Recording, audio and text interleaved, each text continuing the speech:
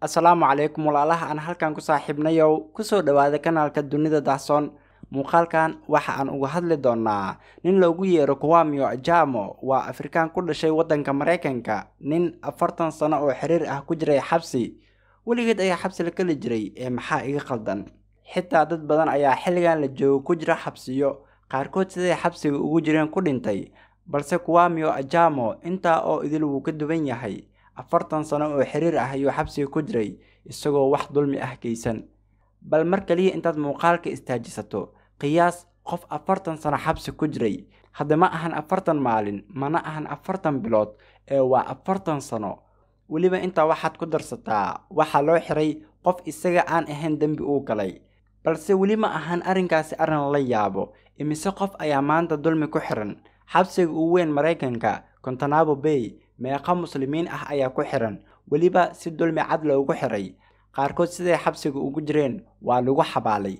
Balse markii la sii deynayay Kwame Ajamo, qaadigii ayaa weydiiyey, maadaama aad 40 sano xirneed, maxaan magdhow kuu siinaa? Jawaabtii uu ka bixiyey su'aashii la weydiiyey Kwame ayaa noqotay mid indhaha caalamka dhan soo jiidato. Jawaabtaas oo sababtay in Kwame Ajamo sheegidiisa ay badato. Haddaba muuqaalkan waxaynu diiradda ku saari doonaa su'aashii la weydiiyey, jawaabtii uu ka bixiyey, iyo qaabkii uu xabsiga ku galay. Fadlan haddii aad tahay daawado ka cusub kanaalka, subscribe saar oo nagu soo biir. Sidoo kale ha hilmaamin inaad muuqaalka like saarto si uu u gaaro saaxiibo fara badan. Dulmigu waa ficil aan kankambasho lahayn, kaa oo lagu sameeyo dadka laga itaalroon yahay. Sheekada Kwame Ajamo ayaa noqotay sheeko la hadal hayay 2014 oo ah xilligii la ogaaday inuusan wax dambi ah lahayn. Ilaa iyo maanta waa sheeko la hadal hayo. Waxaa la xiray isagoo jira 17 sano, xabsigana wuxuu ka soo baxay isagoo jira 57 sano. Wuxuu ku jiray xabsiga 40 sano oo dhammaystiran. 17 sano waa marka ay dhalinyaradu bilaabaan hiigsiga iyo leelidda himilo cusub. Balse Ajamo waxa uu ku waabaristay xabsiyo. Dulmigaas dusha looga turay Kwame Ajamo waxaa geystay 2 nin oo tuuga ah, kuwaasoo geystay dhac iyo dil ay kula kaceen nin ganacsato ah. Sheekadan waxay u laabanaysaa May sanadii 1975, waxayna ka dhacday waddanka Mareykanka, gaar ahaan Ohio. 2 nin oo tuuga ah oo sitay hub ayaa waxay weerareen nin lagu magacaabo Harold Franke, kaa oo jiray 86 sano. Wuxuu Harold Franke xilligaas ka soo baxay dukaan yar uu ku lahaa halkii lagu dilay meel u dhow. Wuxuuna sitay boorso yar oo madow. 2 nin ee tuugada ahaa waxaa damac ka galay boorsadii uu sitay Harold Franke. Kadib waxay bilaabeen inay soo weeraraan si ay uga dhacaan boorsada uu sito. Waxay damceen inay ka qaadaan boorsada, balse Harold ayaa isku adkeeyay boorsadii oo waa uu ka diiday inay ka qaadaan.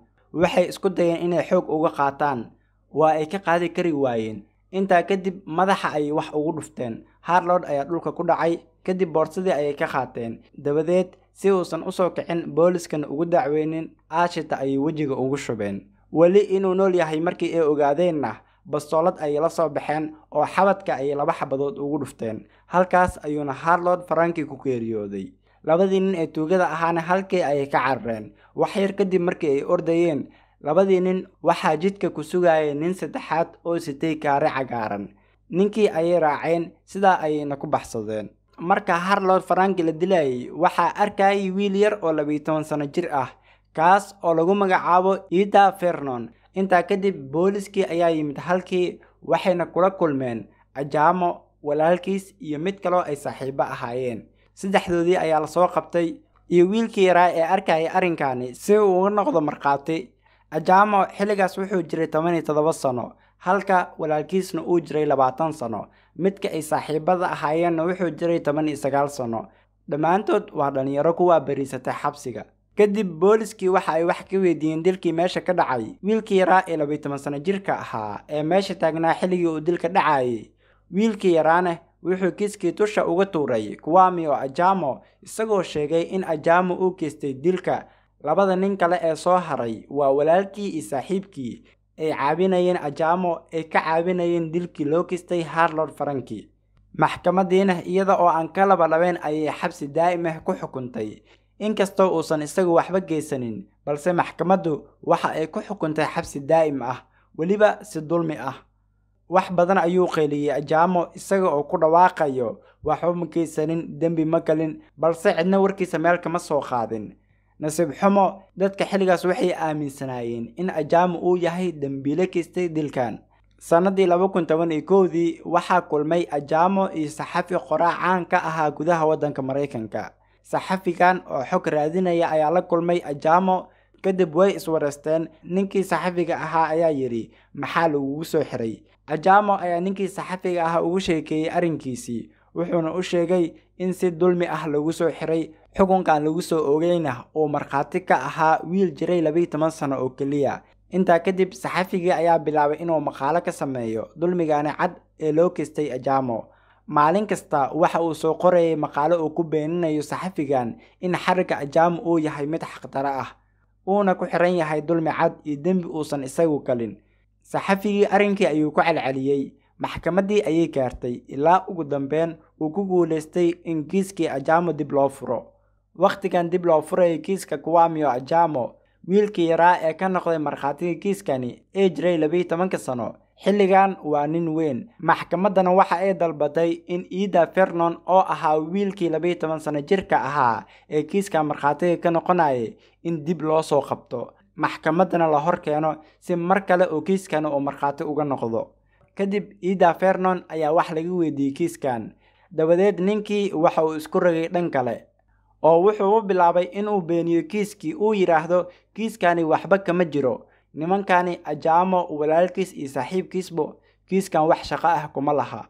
dadkii oo idil ayaa yaabay war adiga soo ma ahayn qofkii horey u dhahay kiiskan waxa keystay Ajamo iyo walaalkiis iyo saaxiibkiis oo ma 40 sano kadib ayaa beenisay kiiskii. qof walba oo maxkamadii fadhiyay yaab iyo amakaag ayaa ka soo haray. wuxuu intaani raaciyay in kiiskani aynan ka dambeeynin Ajamo ay ka dambeeyeen 2 nin oo Afrikaan ahaa kuwaasoo dilay dhacayna Harold Frankie.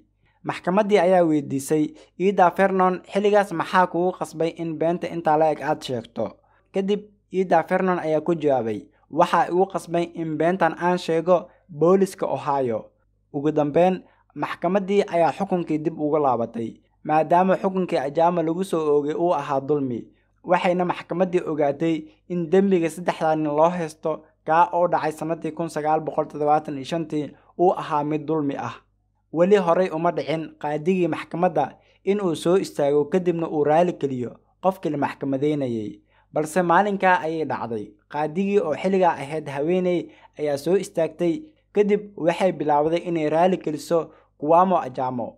intaa kadib maxkamadii ayaa weydiisay maxaan magdhow ku siinaa maadaama inta badan noloshaada aad xabsigan ku qaadatay. walaalkiis iyo saaxiibkii waxa ay dalbadeen magdhow balse Ajamo magdhowgii oo dhan ayuu ka tanaasulay oo talo muxuu codsaday. wuxuu yiri waxaan dalbanayaa in 40 sano dib la ii celiyo si aan u soo noqdo Ajamo nadiif ah yacni Ajamo oo waxba keysan si aan u soo noqdo 40 sano dib ii celiya. si haddii loo fiiriyo waa jawaab xigmadeysan sina haddii loo fiiriyo waa wax aan la awoodi karin. sidoo kale waxyaabaha la hadalhayay waxaa ka mid ahaa in Ajamo uu la kulmay isbuuc kadib madaxweynihii xilligaas Mareykanka ka ahaa madaxweynaha wuxuu ahaa Obama sanadii 2014. sheekadan halkaas ay inoogu eg tahay. sheekadan uma soo qaadanin gaal xabsi galay deetana la soo sii daayay 40 sano dulmi ku xirnaa. sababta ugu weyn ee aan u soo qaatay sheekadan waxa ay tahay in dulmiga meel kasta uu ka jiro. dadka qaarkood ayaa aaminsan in wadamada horumarsan sida Mareykanka oo kale aan laga helaynin wax dulmi ah sida kufsiga iyo waxyaabo aad u qarar oo nolosha laga dhaxlo. balse waxaad ogaataa in dhibaatooyinka iyo dhacdooyinka ugu xanuunka badan ee ka dhacaan wadamada horumarsan. soo tiri dhacdooyinka ugu xanuunka badnaa ee soo maray dunida halkee ayay ka dhaceen bal dib u fiiri. dhacdo kasta oo xanuun badan waxa ay ka dhacdaa wadan reer galbeed ah iyo wadan horumarsan. halkaas ayuu inoogu egyahay muuqaalkeena maanta. waad ku mahadsan tahay sida quruxda badan ee aad noola soo gaartay ilaa dhammaadka muuqaalka. fadlan haddii aad tahay daawado ku cusub kanaalka subscribe saar sidoo kale ha hilmaamin inaad muuqaalka like saarto. mar labaad iyo mar saddexaadba waad ku mahadsan tahay daawashadaada iyo la joogkaaga quruxda badan.